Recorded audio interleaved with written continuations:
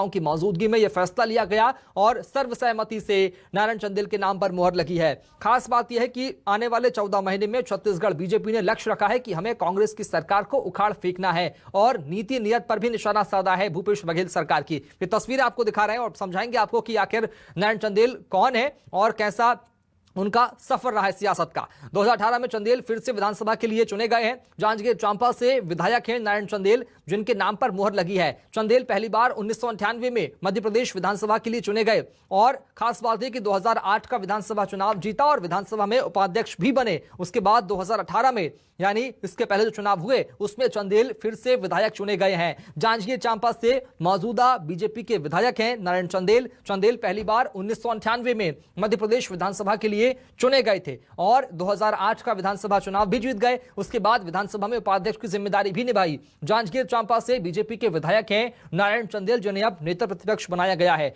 1998 में, आज से 24 साल पहले, पहली बार मध्य प्रदेश विधानसभा का चुनाव लड़ा और जीत कर आए थे। खास बात यह कि 2018 में चंदेल फिर से विधानसभा के लिए चुने गए और अभी फिलहाल मौजूदा विधायक हैं जांजगीर चांपा से। खास बात यह है कि अब बड़ी जिम्मेदारी यहां पर चुनाव के ठीक 14 महीने पहले बीजेपी ने, आलाकमान ने नारायण चंदेल को दी है और ऐसे में कितना खरा उतर पाते इस चुनौती पर, यह देखने वाली बात होगी। फिलहाल जो है सर्जरी लगातार बीजेपी में जारी है। छत्तीसगढ़ बीजेपी में बड़ा फेरबदल और बदलाव हुआ। जांजगीर चांपा से मौजूदा विधायक नारायण चंदेल के नाम पर यहां पर विश्वास जताते हुए नेता प्रतिपक्ष बनाया गया है। नारायण चंदेल को नेता प्रतिपक्ष की जिम्मेदारी दी गई है। इसके पहले धर्मलाल कौशिक नेता प्रतिपक्ष की जिम्मेदारी निभा रहे थे, लेकिन इसके बाद बड़ा फैसला यहां पर किया गया है।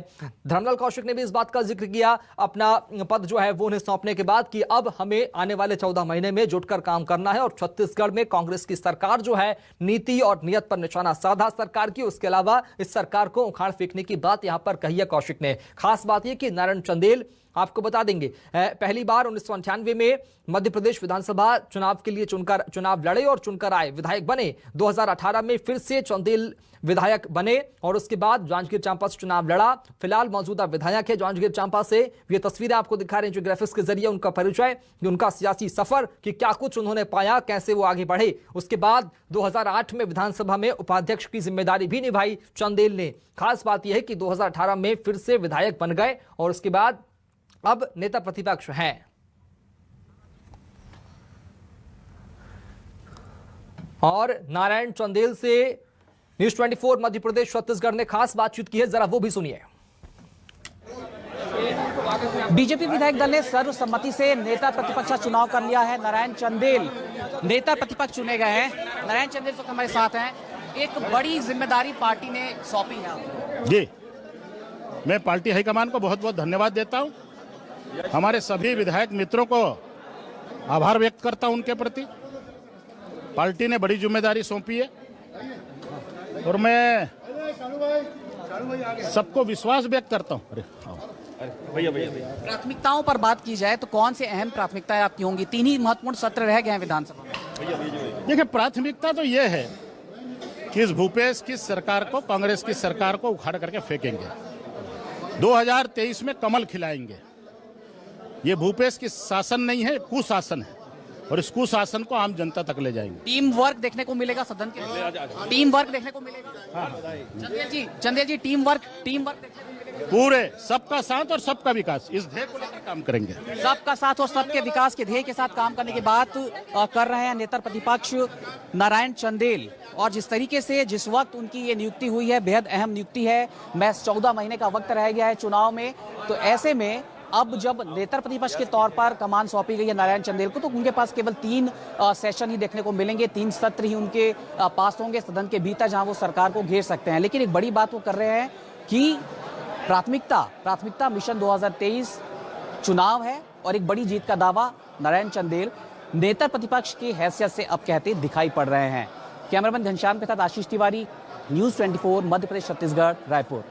तो सबका साथ सबका विकास की बात चंदेल कह रहे हैं और ऐसे में इस बात का जिक्र उन्होंने साफ तौर पर किया कि हमें छत्तीसगढ़ की मौजूदा कांग्रेस की सरकार को उखाड़ फेंकना ही हमारा लक्ष्य होगा। और सरकार की कुरीतियों पर भी आरोप उन्होंने लगाया, शासन पर भी आरोप लगाया। इस बात का जिक्र किया कि हमें उन तमाम गलतियों को, तमाम खोखले वादों को जनता तक पहुंचाना है। इस बात का जिक्र भी यहां पर चंदेल ने किया है।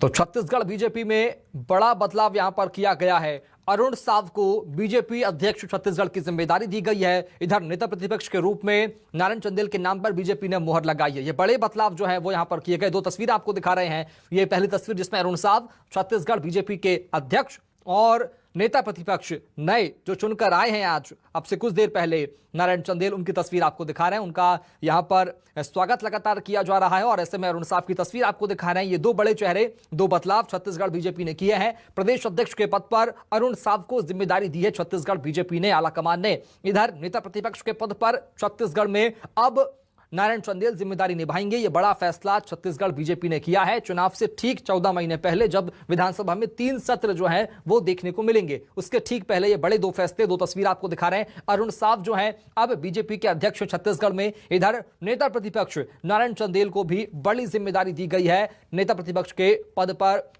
नवाजकर। खास बात यह है कि आने वाले वक्त में 2023 विधानसभा चुनाव के मद्देनजर 3 बड़े सत्र जो हैं वो यहां पर सरकार को मिलेंगे, बीजेपी कांग्रेस दोनों को मिलेंगे विधानसभा में, और ऐसे में नेता प्रतिपक्ष की जिम्मेदारी बहुत ज्यादा महत्वपूर्ण हो जाती है। खास बात यह है कि आने वाले वक्त में अब शीतकालीन सत्र होगा, उसके बाद बजट सेशन होगा और उसके ठीक चुनाव से ठीक 1 महीने पहले मानसून सत्र होगा छत्तीसगढ़ विधानसभा में। इन 3 सत्रों के अंदर नेता प्रतिपक्ष को बीजेपी की आवाज को बुलंद करना है सदन में। ये तस्वीर आपको दिखा रहे हैं। बड़ा बदलाव यहां पर हुआ है छत्तीसगढ़ बीजेपी में। अरुण साव को बीजेपी अध्यक्ष बनाया गया है छत्तीसगढ़ में और नारायण चंदेल को नेता प्रतिपक्ष बनाया गया है। दो बड़े फैसले यहां पर बीजेपी ने किए हैं। सभी माताओं बहनों को छत्तीसगढ़ के कमरछठ तिहार के बहुत बहुत बधाई देता हूं, शुभकामना देता हूं। और सब माता बहनी मन से निवेदन करत हूं, विनती करत हूं कि भारतीय जनता पार्टी के विधायक दल के नेता ना और पूरा भारतीय जनता पार्टी के कार्यकर्ता ला जैसे माता कमरछठ के पूजा करके आते ओकर बाद में थप्पी लगाते अपन बेटा के पीठ में, तो वैसने थप्पी आज हमला लगाए ताकि हमला ताकत मिले, बल मिले और छत्तीसगढ़ के ये कांग्रेस सरकार के कुशासन से हम मुक्ति पा सकें। मैं पुनः भारतीय जनता पार्टी के शीर्ष नेतृत्व के प्रति हार्दिक आभार व्यक्त करता हूं, धन्यवाद ज्ञापित करता हूं। छत्तीसगढ़ में जो कांग्रेस की सरकार है, श्री भूपेश बघेल जी के नेतृत्व में जो चल रही है, उसको उखाड़ करके फेंकना और आने वाले 2023 के चुनाव में छत्तीसगढ़ में शान से कमल खिलाना, यह हमारी पहली प्राथमिकता है। और इसके लिए हम सब लोग मिल करके काम करेंगे। भारतीय जनता पार्टी का एक एक कार्यकर्ता उसके लिए जूझेगा। हम सब लोग टीम वर्क के साथ काम करेंगे। छत्तीसगढ़ में जो कांग्रेस की सरकार चल रही है, जो शासन चल रही है, वो शासन नहीं है, कुशासन है। छत्तीसगढ़ सरकार की कोई दिशा नहीं है और इसकी दशा भी ठीक नहीं है। भूपेश सरकार की नीति और नीयत दोनों खराब है और ऐसी सरकार को 1 मिनट भी अपने पद में रहने का नैतिक अधिकार नहीं है। जिसने झूठे वादे करके जनादेश प्राप्त किया, जनता के साथ में इस भूपेश सरकार ने, इस कांग्रेस की सरकार ने छल किया है, धोखा किया है और पूरे छत्तीसगढ़ प्रदेश में जनाक्रोश है इस सरकार के खिलाफ। सबसे पहले नारायण चंदेल जी का नाम का प्रस्ताव मैंने रखा नेता प्रतिपक्ष के लिए।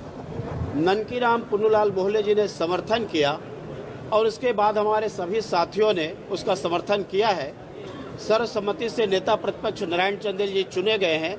मैं उनको बहुत बहुत बधाई देता हूं और उनके नेतृत्व में हम आने वाले समय में विधानसभा में आवाज़ बुलंद करेंगे और 2023 में भाजपा की सरकार बनाएंगे, ऐसा हमने संकल्प लिया है।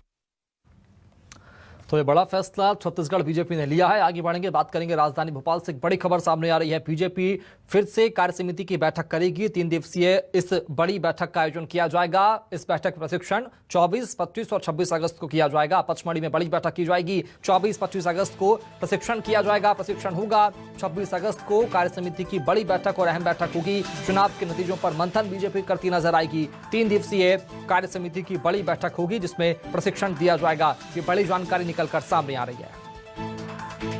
और चलेंगे राजधानी भोपाल, बात करेंगे सहयोगी अमृतांशी जोशी से। अमृतांशी, बड़ी बैठक जो है बीजेपी कार्य समिति की होगी, 3 दिनों तक बैठक चलेगी। 3 दिन में क्या कुछ मंथन बीजेपी करने जा रही है?